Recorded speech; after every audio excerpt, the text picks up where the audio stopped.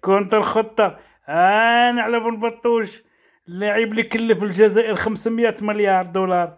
شو كيفاش عاطينا بالدار؟ شو شنقريحة الوقفة، شو الوقفة عاد شنقريحة. انا كيدير فوق. والعاد وشكون هو هذاك، واش قيسو؟ شكون هذاك المسخوط اللي داير فوق دير حمراء فوق راسو؟ يتلات بهم الايام. من قال غادي يوصل بهم الدور في هاد 50 سنة، وهاد اللاعب هذا ما مركا ولا هدف. 50 سنة باش شراو هاد بن بطوش هذا. يعني صراحة تمخض الجبل والمولود كان فأرا. وكيتكلموا على الحكم الذاتي، قال لك حنا ربحنا المروك.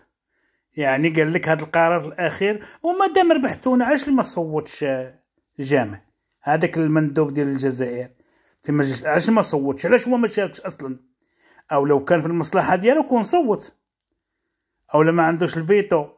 واش بغيتو نتوما باش فيتو؟ هو عندكم بالبطوش هذا تبارك الله، راه باش ما فيش غير الفيتو هذا راه فيه الديف.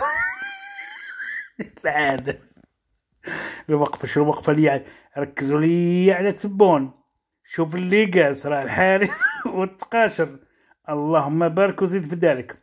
ودابا صراحه خاص المغرب يحاول ما امكن يدعي مجلس الامن لاجتماع جلسه طارئه من اجل صراحه يطلب من الجزائر باش تعطينا هاد بن بطوش والمجموعه ديالو. هادو خاصهم يرجعوه. دابا الجزائر خاصنا تسلبنا بن بطوش والمجموعه.